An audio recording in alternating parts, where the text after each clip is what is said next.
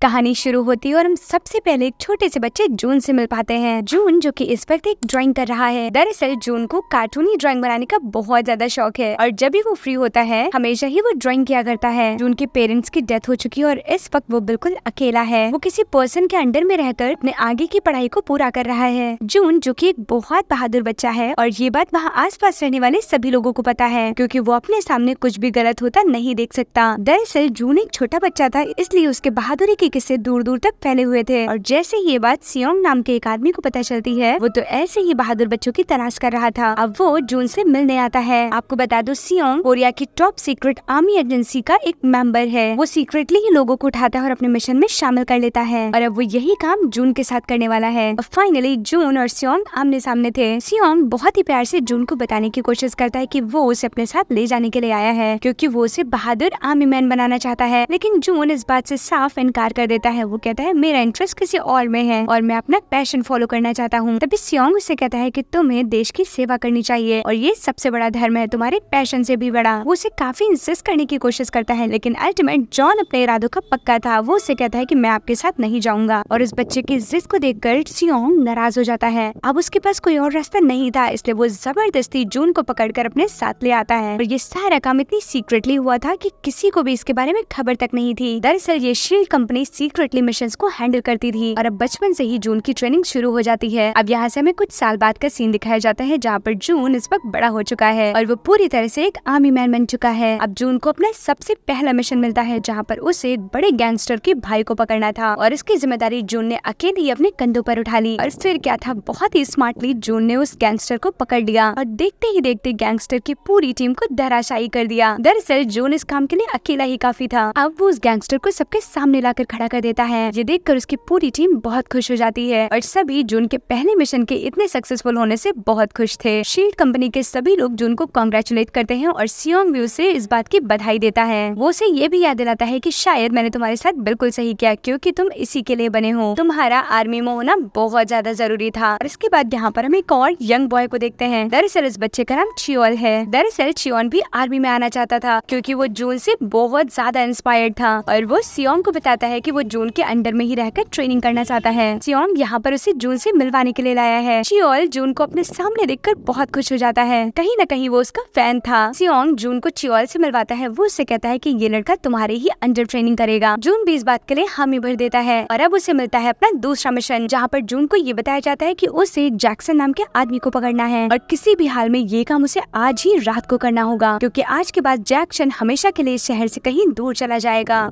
और फिर आगे से वो कभी नहीं पकड़ा जाएगा। जून इस मिशन के लिए पूरी तरह से तैयार हो चुका था। इनकी टीम ने मिलकर ये प्लान बनाया कि वो बाई रोड नहीं जाएंगे क्योंकि अगर ये बाई रोड गए तो शायद जैक्सन और उसकी टीम को इन पर शक हो सकता है और इसीलिए इन्होंने हेलीकॉप्टर से जाने का प्लान बनाया जहाँ पर जून को डायरेक्टली उड़ते हुए हेलीकॉप्टर से उसी जगह पर लैंड करना था। सब कुछ पैकअप हो चुका था, सब कुछ रेडी था और अब ये सभी मिशन के लिए निकल चुके थे। अब वो टाइम आ चुका था जहाँ पर जून को हेलीकॉप्टर से कूदना था और वो इमीडिएटली नीचे की ओर जंप लगा देता है, लेकिन ये क्या, रास्ते में आते हुए उसका पैराशूट नहीं खुलता है जिसके कारण जून कहीं हवा में ही गुम हो जाता है। शील्ड कंपनी के सारे मेंबर्स को ऐसा लग रहा था कि जून मर चुका है और अब सभी उसकी बहादुरी की अंतिम विदाई दे देते हैं। आपको बता दो इन सभी ने जून को ढूंढने की बहुत कोशिश की, लेकिन जब वो नहीं मिला और न ही उसकी बॉडी मिली तो इन लोगों ने उसे मृत घोषित कर दिया। लेकिन इस बारे में किसी को भी भनक नहीं थी कि ये तो जून का प्लान था। जब जून ने हेलीकॉप्टर से नीचे की ओर छलांग लगाई तो उसने जानबूझकर अपने पैराशूट को नहीं खोला और उसने छलांग सीधे समुद्र की ओर लगाई जिसके कारण वो पानी में आकर गिरा और किसी को भी इस बात की खबर नहीं थी।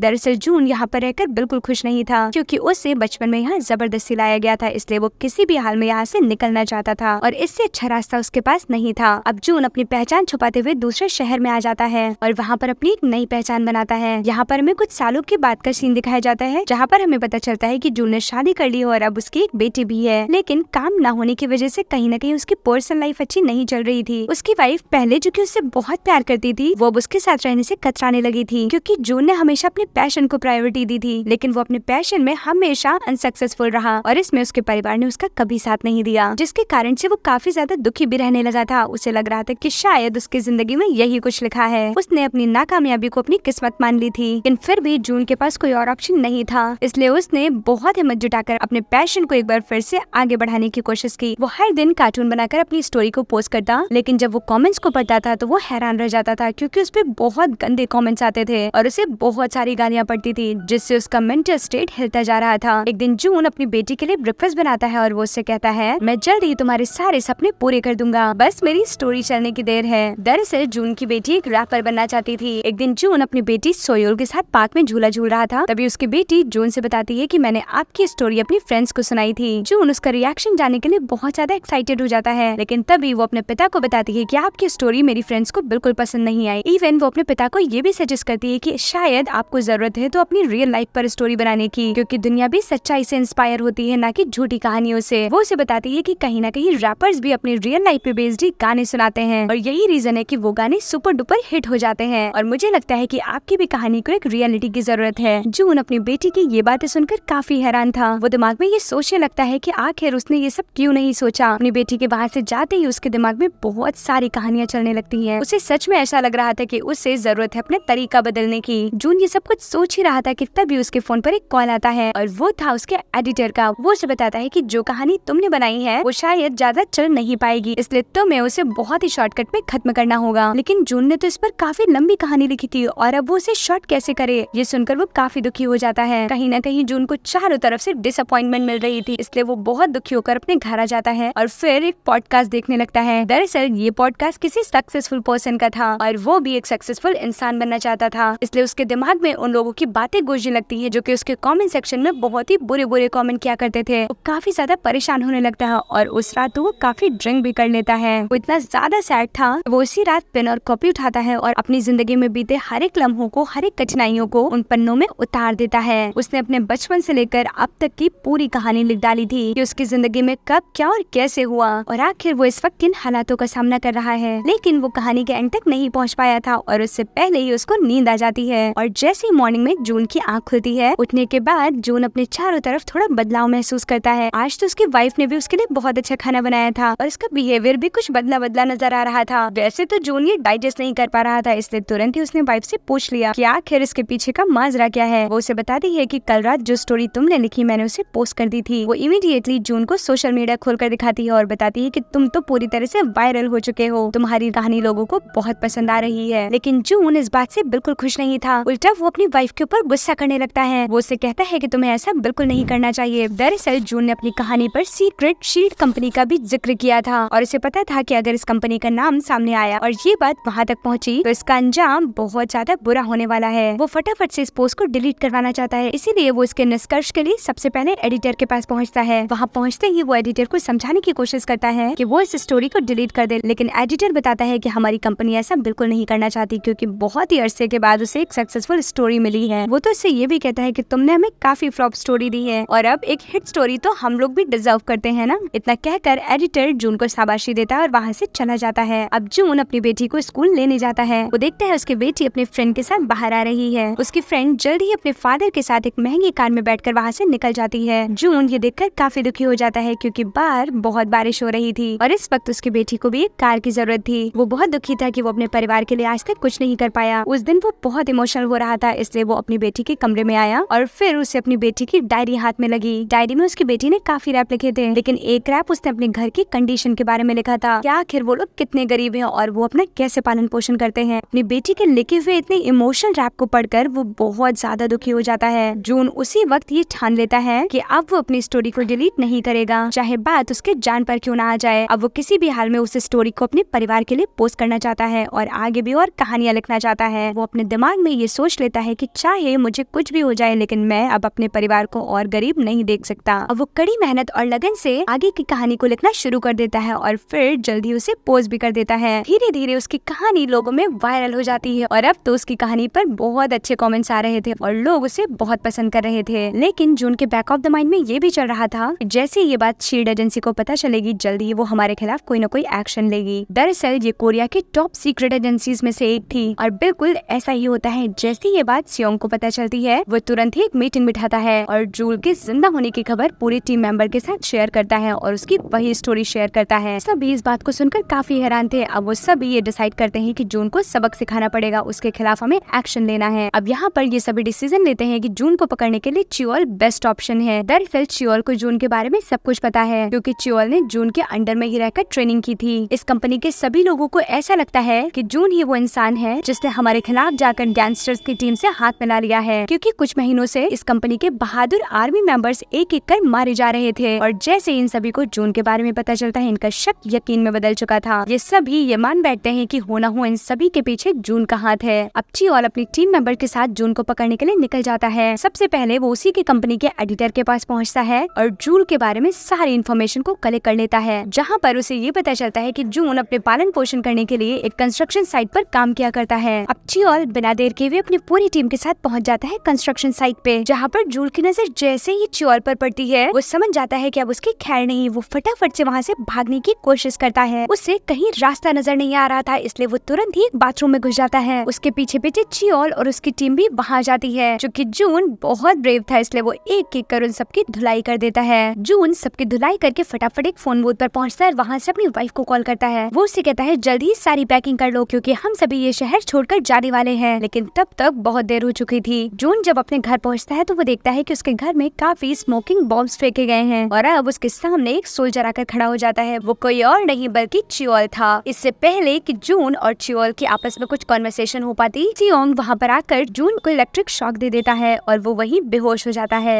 दूसरी तरफ हम जैक्सन के भाई को देखते हैं। दरअसल जून ने ही जैक्सन को मारा था, क्योंकि वो एक गैंगस्टर था और उस वक्त वो शील्ड कंपनी का हिस्सा था। और उसकी वायरल वीडियो को देखकर जैक्सन का भाई भी उसके बारे में पता लगाने के लिए आ जाता है। वो तुरंत ही एडिटर के पास पहुँचता है, लेकिन एडिटर उसे जून के बारे में कोई भी इन्फॉर्मेशन नहीं देता, जिसके कारण जैक्सन का भाई उसे बहुत मारता है। अब एडिटर को ना चाहते हुए भी उसे सब कुछ बताना पड़ता है। और इधर सियोंग और चियोल दोनों जून से बहुत ही गुस्से में बात कर रहे थे। वो उससे कहते हैं कि आखिर तुमने हमारी कंपनी के साथ धोखा क्यों किया? तुमने तो हमारे साथ काम किया था, तो फिर जिंदा रहने के बावजूद तुम वापस क्यों नहीं आए? वो उससे तरह तरह के सवाल करते हैं। तब तक जून के फोन पर एक कॉल आता है, जहाँ पर उसे पता चलता है कि जैक्सन के भाई ने उसकी वाइफ को किडनैप कर लिया है। वो उससे कहता है सियोंग मुझे जिंदा चाहिए, और अगर वो सियोंग मेरे सामने नहीं लाया तो तुम्हारी कंपनी के साथ साथ जून के पूरे परिवार को भी खत्म कर दिया जाएगा। दरअसल वो अपने भाई की मौत का बदला लेना चाहता था। जून सियोंग से कहता है कि इस वक्त मैं तुमसे अकेले में बात करना चाहता हूँ और हमारी कॉन्वर्सेशन के बाद तुम जैसा कहोगे मैं बिल्कुल वैसा ही करूंगा। अब दोनों एक रूम में अकेले होते हैं, जहाँ पर मौका पाते ही जून इमीडिएटली सियोंग पर गन पॉइंट कर देता है और बड़ी चालाकी से उसके सर पर बंदूक लगाकर उसे बाहर की ओर लेकर आता है और फिर धीरे धीरे से गाड़ी में बिठाता है। और सारे ऑफिसर्स खड़े खड़े ये नजारा देख रहे थे। जैसे ही वो सियोंग को गाड़ी में बिठाकर वहाँ से निकलता है, पूरी टीम उसका पीछा करने लगती है। पीछा करते देख जून अपनी गाड़ी को एक टनल के पास लेकर जाता है और फिर गाड़ी को वहीं रोककर एक एक कर सभी को वहाँ बेहोश करने लगता है। दरअसल ये लोग जून के बारे में कुछ भी नहीं जानते थे और यही वजह थी कि सबसे पहले जून अपने बारे में इस टीम को सब कुछ बताना चाहता था, लेकिन इस वक्त उसके लिए सबसे पहले जरूरी था अपनी वाइफ को बचाना। जून बिना देर किए हुए सियोंग को गाड़ी में बिठाकर एक बार फिर से वहाँ से निकल जाता है। तब तक उसी रास्ते को फॉलो करते हुए जैक्सन के आदमी आते हैं, जहाँ पर वो शील्ड कंपनी के मेंबर्स को बेहोश देखते हैं और फिर वो जल्द ही उन सभी बेहोश आदमियों को गोली मार देते हैं। और जब शील्ड कंपनी का हेड सांग वहाँ पर पहुँचता है और वो सभी को मरा हुआ देखकर आग बबूला हो जाता है। उसे तो ऐसा लग रहा था कि इन सभी को जून ने ही मारा है, लेकिन ऐसा बिल्कुल नहीं था। रास्ते में जाते हुए जून सियोंग को सब कुछ बताता है। वो उसे बताता है कि जैक्सन ने मेरी पत्नी को किडनैप कर लिया है और अब वो हम दोनों को अपने सामने जिंदा देखना चाहते हैं और मुझे किसी भी हाल में तुम्हें और अपने आप को वहाँ सुरक्षित ले जाना होगा ताकि मैं अपनी वाइफ को बचा सकूं। तभी उसके फोन पर शील्ड कंपनी के फाउंडर सांग का कॉल आता है, जो कि उसी वक्त जूल को उसकी बेटी की आवाज सुनाते हैं। सांग हंसते हुए कहता है कि मैंने तुम्हारी बेटी को किडनैप कर लिया है और अगर 10 मिनट में तुम यहाँ नहीं पहुँचे तो मैं तुम्हारी बेटी को खत्म कर दूंगा। जूल इस वक्त बहुत बुरी सिचुएशन में था। उसे इस वक्त कुछ समझ नहीं आ रहा था कि पहले वो अपनी वाइफ को बचाए या अपनी बेटी को। वो अपनी गाड़ी को अपनी बेटी की तरफ मोड़ लेता है और फिर जैक्सन को कॉल करता है। वो उसे कहता है मैं जल्दी तुम्हारे पास सियोंग को लेकर आ जाऊंगा। वो उसे रिक्वेस्ट करता है कि तब तक वो उसकी वाइफ को कुछ न करे। इधर जैसे ही चियोल को ये बात पता चलती है कि सांग ने जूल की बेटी को किडनैप कर लिया है, उसे ये बात बिल्कुल अच्छी नहीं लगती। वो सांग को समझाने की कोशिश करता है कि हमारी दुश्मनी जूल से है, ना कि उसके परिवार से है। हमें उसके परिवार को छोड़ देना चाहिए। तभी सांग गुस्सा होते हुए उससे कहता है कि उसने हमारे लोगों को मारा है, लेकिन अंदर ही अंदर कहीं न कहीं चियोल को ये भरोसा था कि जूल ने ऐसा कभी नहीं कर सकता, क्योंकि वो उसे बचपन से जानता है। चियोल किसी भी हाल में सांग से जूल की बेटी को बचाना चाहता था, इसलिए बहाने से वो उसकी बेटी को दूर ले आया और फिर सीधा कार में बिठाकर वहाँ से निकल जाता है और जल्द ही जूल को उसकी बेटी की लोकेशन भेज देता है। अब फाइनली जूल लोकेशन पर पहुँच चुका था, जहाँ पर वो अपनी बेटी को सुरक्षित देखकर उसे गले से लगा लेता है। लेकिन इससे पहले कि वो अपनी बेटी को लेकर वहाँ से भाग पाता, चियोल उसके सामने गन तान कर खड़ा हो जाता है, जहाँ पर चियोल जूल से कहता है कि जाने से पहले तुम्हें मेरे सारे सवालों के जवाब देने पड़ेंगे। अपने पिता को मुसीबत में देखकर उसकी बेटी बहुत इमोशनल हो जाती है और वो चियोल से उसे न मारने की इच्छा जाहिर करती है। वो चियोल को अपने पिता की पूरी कहानी सुनाती है और उसे ये भी बताती है कि उसने स्टोरी को पोस्ट नहीं नहीं किया, इवन ये सब कुछ उसकी मदर ने किया। इस पर चियोल जून से कहता है कहीं न कहीं मुझे ये यकीन था